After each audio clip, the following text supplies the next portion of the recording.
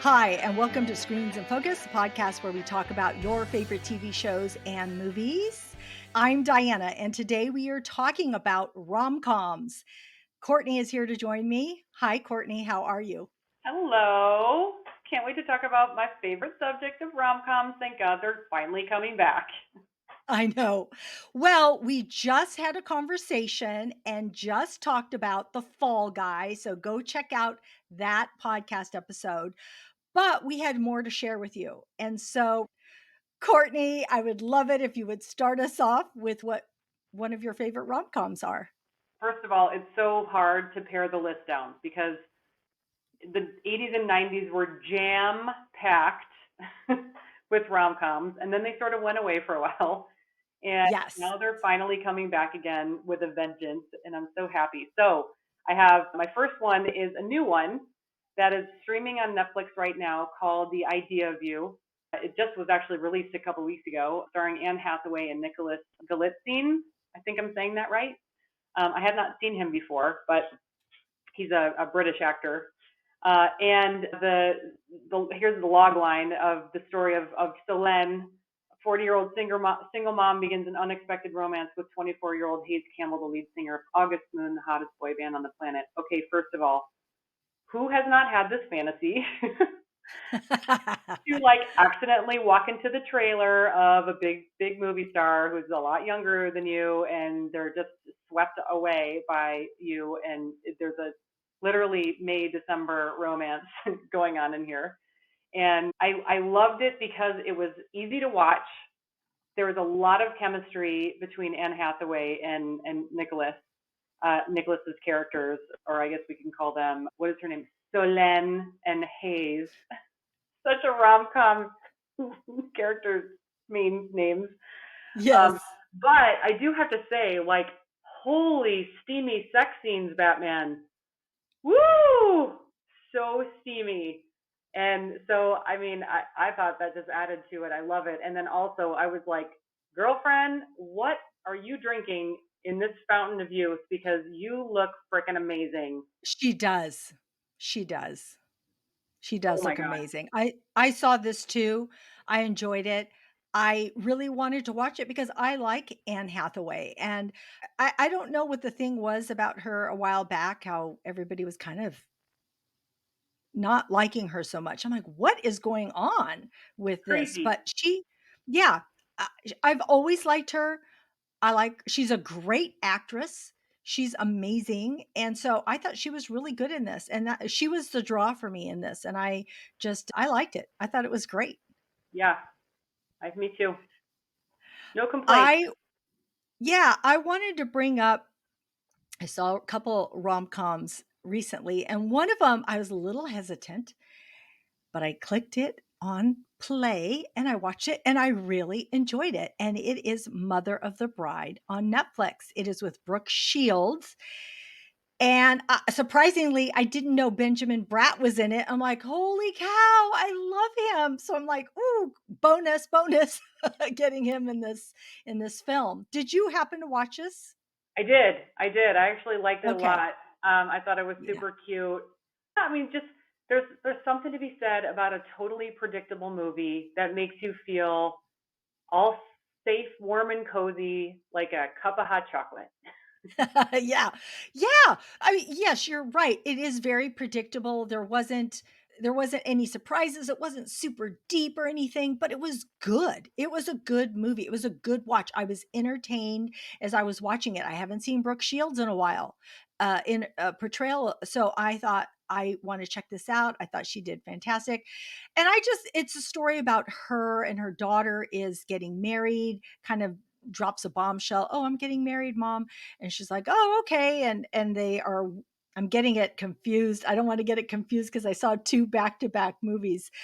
But do they go to a destination in this wedding? Why do I feel like they do, right? Yeah, they do. They go to like some exotic place because she's a travel influencer, and so Oh, yes. her Yes. company who's representing her, it's all expenses paid for her and the whole wedding party to go to this. I don't know that they were specific if it was a fictitious place, but it looked like it was somewhere in like the South Pacific. Yes, it was a beachy, resorty environment, and so what ends up happening is her fiancé's father ends up being Brooke Shields' character, her ex-boyfriend that broke her heart before she married her daughter's father. Yeah, from So college. yeah, from college. So he's re-entered her life and it just goes from there. But then there's also another love interest involved who is a younger, not super young, but younger than Brooke Shields and is intrigued by her. And so there's that too, which added in there because Brooke Shields has a choice, even though she may not want a choice. But I liked it. I liked that. I liked that this younger guy found her desirable, and I just thought it was a great setup. Nice movie, very watchable. I will just say another thing about that. Benjamin Bratt, he's on fire, man, because he's also starring Yes. in Loot with Maya Rudolph. He plays her main like little hookup too, and so he's just What? he's making the rounds, shirt off in every appearance. Did you see a commercial with? Isn't it a commercial where he comes out of the water? I don't Or know, maybe am I maybe. thinking something else? He comes out of the water. Oh, it's Maya Rudolph, but maybe Yeah, was it a trailer for that or was it a commercial? Anyway, I saw something because her face cracked me. yeah, yeah, and he I plays haven't seen himself. the second Okay, I haven't seen the second season of Loot, so I guess I Yeah, need to tune in. yeah, Second he's season, right? Is that where he's second popping season. up? Yes, second Okay. season. Just yeah, I mean, he makes just it's not a huge appearance, but it's an important appearance, and he plays himself. It's kind Yeah. of funny. Yeah. Anyway, Okay, your okay, second. okay. So now we're gonna go in the Wayback Machine and pull out two of my favorites from when I was growing up. My first one is Overboard, released in 1987, starring Kurt Russell, Goldie Hawn, real life sweethearts who play a handyman and this cruel but beautiful heiress who mocks him trying to build something on her boat, and she falls overboard and loses her memory. And in an effort to get back at her, he pretends in her state of amnesia that they're actually married and tortures her into really believing the fact that she's the mother of these children and her husband. So it's so charming, so sweet, and directed by Gary Marshall, who's one of my favorite human Yeah. beings on the planet. Rest his soul. Yeah. Yeah. Father of Penny Marshall, who is also one of my favorite people in the whole world. Rest her soul. And so this was just brought back all these so many great memories because it's such an easy watch. I am so glad you brought that up. This is one of my favorite rom-coms that it didn't come to mind as we were putting together our list. I'm so glad you brought it up. It is at the top of my list. I love this. If it is on passing by, I will sit down and watch it. Doesn't matter what part it is. The kids are hilarious. The kids are in on it with their dad of pretending like she is the mom. And I just love Goldie Hawn's character's evolution in this. It's Mm-hmm. so good. And yes, the chemistry, of course, but still, they are just because someone is married or together, not married, they're not married, but together Mm-hmm. in real life doesn't mean that it's going to, you're going to be able to see that on film, and you do in this. So they are Yep. both so good. I just Yep. love that one. So I was on an airplane ride home and I saw Anything But You on. I knew it was on Netflix, but I hadn't watched it yet. So I was on the airplane ride home. I'm like, "Oh, do I really want to watch this?" Because it didn't get the best of reviews. But I tuned in and again, I was pleasantly surprised. I really liked it.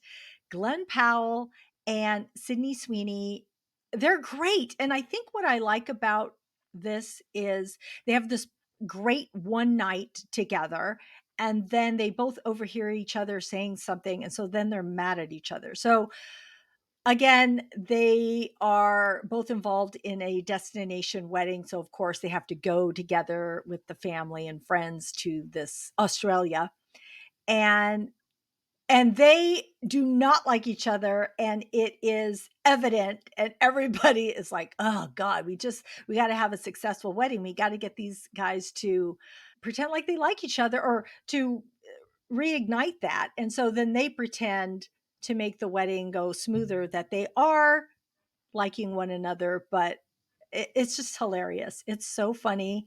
It's so cute. I really enjoyed it. Did you see this? Yeah, yeah, I also liked it too. Yeah. It was super cute, and there's funny moments in there. And what I love about the theme that I'm seeing in all of these rom-coms, especially the of late, is there's a lot of physical comedy in there. There's a lot of pratfalls, or like people falling into pools by accident, or flipping Yeah. over into fountains, or like being silly and stupid and thinking that other people don't know that they're being silly and stupid. So I appreciate that, because I feel like there's maybe just like this collective vibe that's going on right now, which is we just came out of something really, really serious, and there's so much seriousness going on in the world that Yeah. we are ready for silly. And I missed silly for a very long time. I missed play. And so it adds like this extra spark to these movies, a little extra dimension of like we're all just human beings, and we're all like just being silly and stupid and fun is part of our human experience. And so we need to bring that in more, please. Yeah. I'm begging all of you people out there more. Yes. Yeah. It's yeah. These movies have been so good. All right. What else do you have for me? Actually, I think your next one is one of my favorites. I have it Yes, on my well, list too. this is my last one that I'll go over, but also one of my most favorite movies ever. It's a timeless classic from 1989, When Harry Met Sally, starring Billy Crystal, Meg Ryan, and Carrie Fisher. Written by Nora Ephron, directed by Rob Reiner, who also directed my favorite film of all time, Princess Bride, which I suppose it could also be added to my list as a Yes. rom-com, because it is Uh-huh. also a rom-com. Um, but of course, Harry and Sally playing their quintessential friends, and so worried about will sex ruin their relationship, and so they decide to stay friends over the years, and have to watch each other take missteps with other people over the years. And finally, it's not a spoiler if you haven't seen this, please go see it, but it's not a spoiler that eventually in the end they get together, because anytime that you're friends first and you have like this deep, deep love for each other already, Yeah. then how could sex possibly spoil it? So it's just, one of my I favorite love of it. all time. It There's is. so many classics, Yes. I'll have what she's having, which was, ad libbed Yes. by I think that was Rob Reiner's mom, Yes. who played Yes. that character at the diner. Um, and I think that was at the Stage Deli too, which is still there in New York. It's one of the only ones that's left standing, of all the delis in New York. Yeah, I don't think it's Stage Deli because I have been to that one and I think that one closed. The What's Cat's Deli is yeah, still yeah, standing. Katz's Deli. Yep, yep. So Yes, I love that one. It's on my list. It is one of the best rom-coms. It is hilarious. I love Billy Crystal. Meg Ryan is so amazing in this too, but Billy Crystal just has me on the floor. His yeah, delivery, the look on his face. He's an unlikely rom-com character and actor for that role, but it fits. It's so good. So I love him. Please go rewatch this or watch it.